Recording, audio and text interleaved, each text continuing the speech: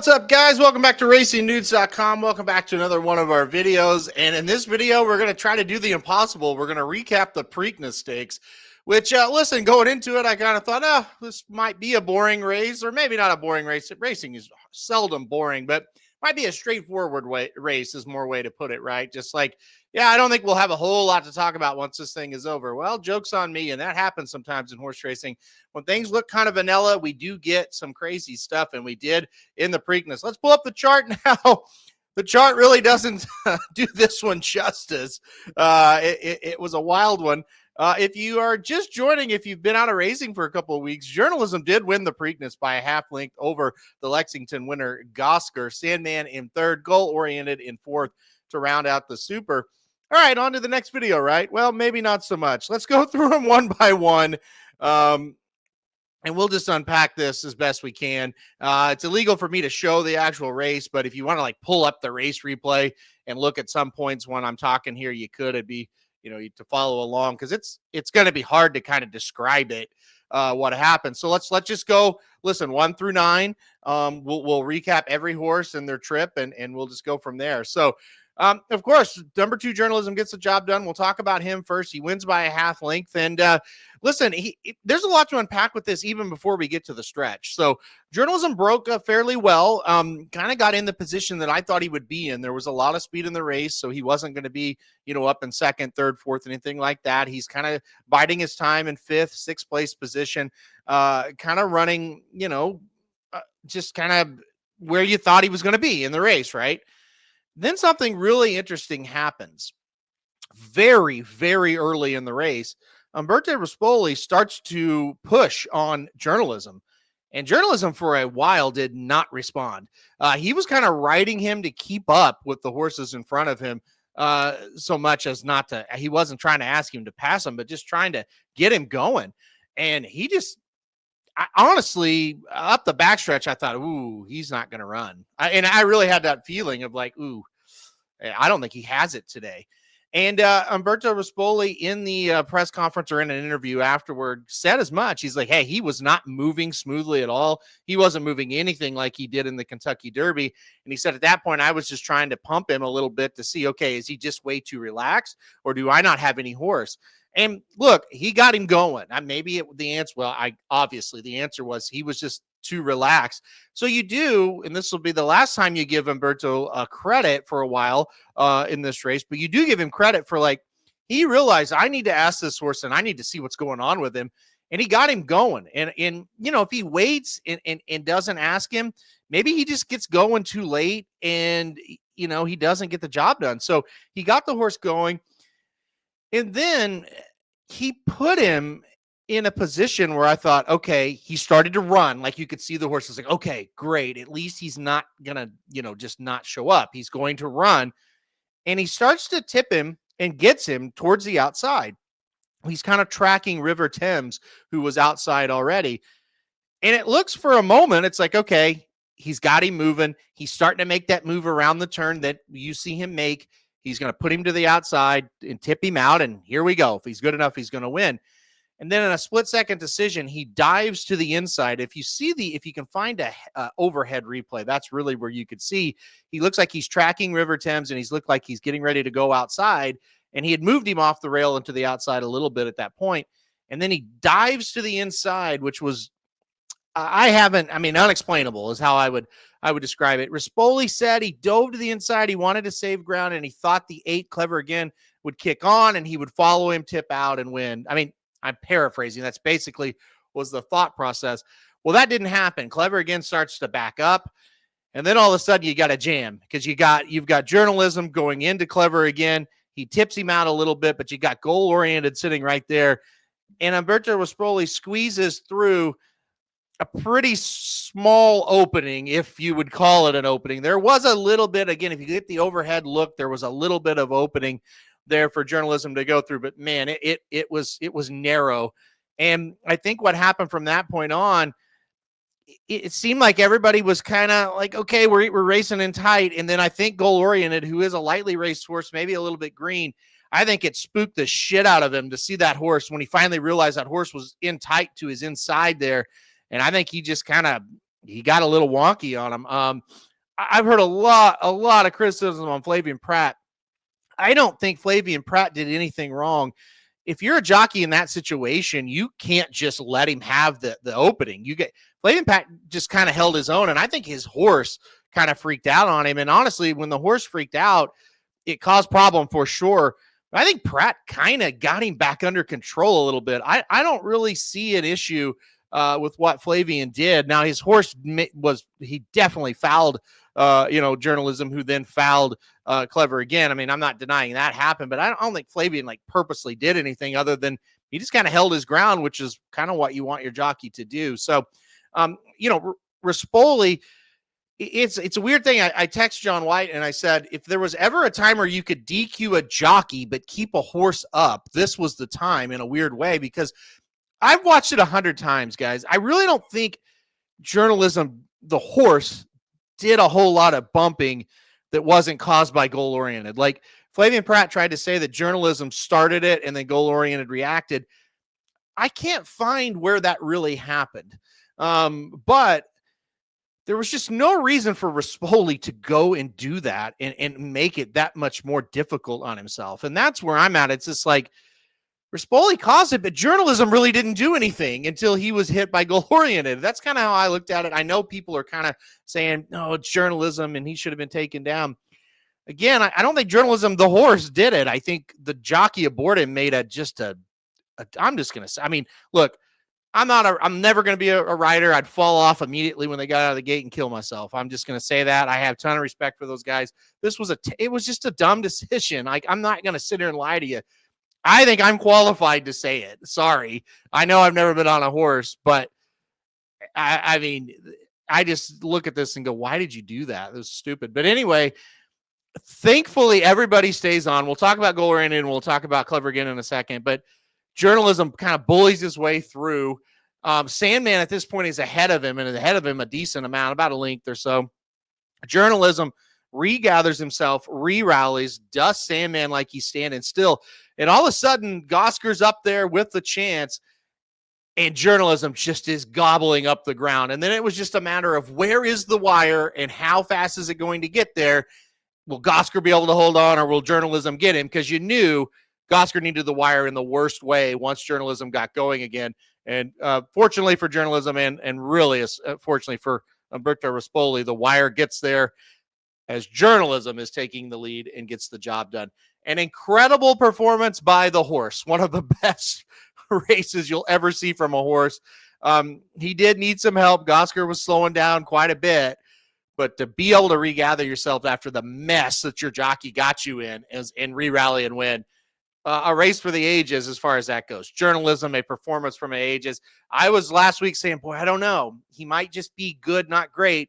He proved greatness to me. You have to be great to be able to do it. I don't care who you're having to run down to have all that happen, to regather and have the horse to have the knowledge to say, no, my job's not done. I got to go get that horse, or at least try to go get that horse.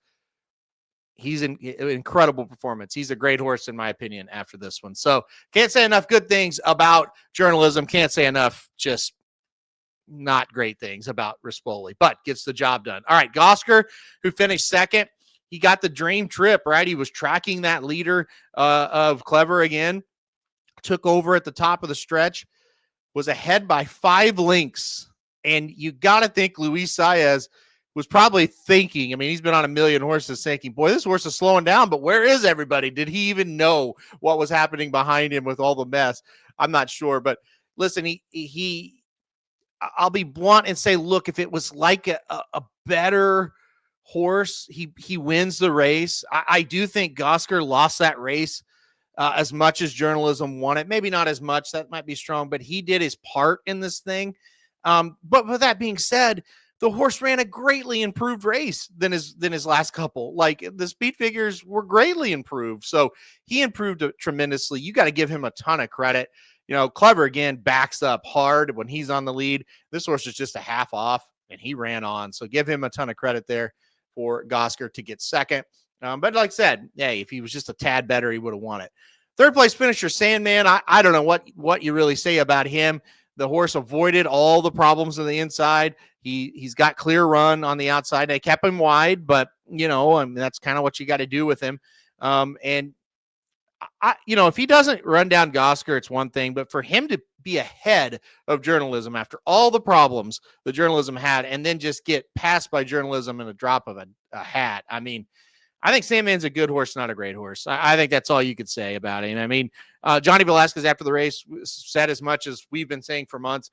He just doesn't realize what to do, right? He's a talented horse. Mentally, he's not there. He's a tappet, and he's just not there. And you could kind of see the light bulb of journalism when the light bulb came on. He's like, oh shit, I still have work to do. I see a horse out there. Journalism knew exactly what to do, and he tried, right? Where Sandman is just kind of out there running in his own race. But he gets third, and credit to the connections to bring him back. I don't care that he got third, and maybe it was kind of a disappointing performance. But look, they brought him back.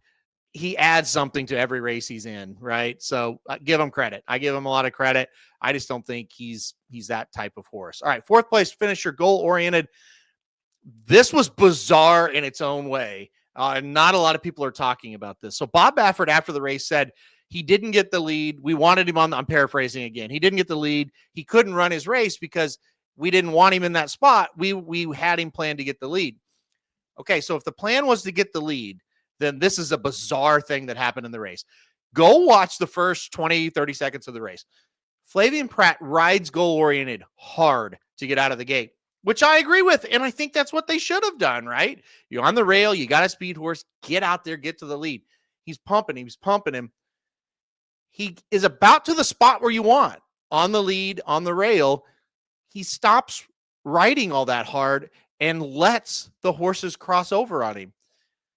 If you have a stalker, say you're writing journalism, or even Baeza, who Pratt rode in the Kentucky Derby, that's kind of what you do, right? It's like, hey, my horse isn't one that wants to go all the way out there. We'll tuck back and we're good. If you're riding a horse that is supposed to get the lead, that is the opposite of what you do. I don't know what he was doing. And maybe Baffert is lying or whatever, and that wasn't. Maybe he told him to do that. I don't think that was the case. Like Baffert said all along, the horse needs to get to the front. The horse was in a position to get to the front, and the rider stopped asking him to do it. So I thought that was bizarre, absolutely bizarre. Anyway, the horse still ran okay, goal-oriented, got fourth. And again, people are blaming Pratt and blaming goal-oriented. And look, he definitely did foul journalism, who then fouled Clever again. That happened. I don't really blame the horse that much, though, because he's a lightly raced horse, and I think he just got spooked to see that horse and be running in tight like that. So I don't know. I can't explain why he didn't go to the front, though, or why Pratt stopped asking. Really weird. The fifth place finisher was Heart of Honor, and he ran kind of how we thought he would. He went to the back. He tried to make one run. He got fifth, split the field. Look, he's not this type of horse, but he ran the type of race I think everybody thought he would run. River Thames, I thought he was disappointing. River Thames, the sixth place runner, kind of kept him out wide the whole time. He did avoid any kind of trouble or anything like that, so that was good, but he was just empty in the stretch, and I just think it's the distance. I just don't think he wanted to get it. I think he was tired. Maybe being out wide made him even more tired, so I just don't think he wants to go that far. So that's kind of closed the book on him as far as going this distance. Seventh place finisher was Pay Billy. He dropped back. He was empty. He just didn't have a whole lot. Eighth place finisher, American Promise. He was kind of up there where we kind of thought he would be with goal-oriented. I kind of thought maybe they would try to ride him a little harder and get him to the lead, but he's just maybe not that fast of a horse. And he's kind of chasing again, just like the Kentucky Derby, and just like the Derby, he fades out of it. And then Clever again, who I think would have finished better than last, but I still think it would have been like sixth or something like that. He set the pace. And here's the deal. If him and Gosger back up hard, then you kind of make the argument of, hey, the pace backed up and give him another chance. But Clever again threw in the towel pretty quick in this one. I was pretty disappointed with him. I thought he would run a very good race. And honestly, up the backstretch, I was kind of sitting there going, yeah, then maybe they're going a tad fast, but he looks pretty good. He looks pretty relaxed. He looked pretty bad as they got into the stretch. He faded pretty hard. And then obviously, like I said, I think he runs fifth or sixth, and then he gets fouled hard. And Jose Ortiz did what he should have done. He just pulled him up. And that's what you should have done. I mean, because he almost hit the rail. He could have got hurt. Like, by that point, he was out of having any chance at a placing. Just take care of him. So I thought they did a smart thing there, or Jose did a smart thing there. But there's no doubt, look, by the letter of the law, goal-oriented, bumps journalism, journalism bumps Clever again gets cost, I said two or three spots. Maybe it's sixth, maybe it's fifth, maybe it's seventh. Probably wouldn't have been ninth. So it probably should have been some sort of disqualification. I know people are seeing it as journalism caused it. I don't really see that. I see goal-oriented that caused it. But either way, by the letter of the law, should have been a disqualification of some sort. I'll say this: I would say the stewards probably thought, hey, Clever again was backing up hard. Maybe it's debatable if it cost him a position. I don't necessarily agree with that. I don't think it's debatable. I think it did. But maybe they looked at it like, we're not going to disqualify a horse in the Preakness because we think Clever again should have finished seventh instead of ninth. I'm not agreeing with that logic. I'm saying I think that's probably what they thought. So anyway, okay, that'll put a bow on it. I don't know how much more I can really talk about it. You need to look. I've talked about it, almost 17 minutes now. You really just need to go watch it. And your opinion might be different from mine, and that's absolutely fine. I'm just telling you what I saw. If you saw something different, I do think there's a lot of debate in this, and I don't really. It's one of those things. The number one person to blame is Umberto Rispoli, 1,000%. He is the person to blame. But it is a situation where I don't think his horse did a lot wrong. He was put in a really bad spot. So I'll leave it at that, and we'll go on. So journalism wins the Preakness. Congratulations to journalism. Congratulations to all his connections, and an incredible win. And incredible for the sport. And the one last thing I'll say, a big thank you, whether it was the owners of journalism or Michael McCarthy or both, a big thank you to you guys for putting this horse in the race. Can you imagine what this Preakness would have been like if journalism was not here, and the moment that we missed out on if they played it conservative? You're true horsemen, you're true sportsmen, and we owe you a lot for putting that horse in the Preakness. Thank you guys for doing it. You gave us a great memory.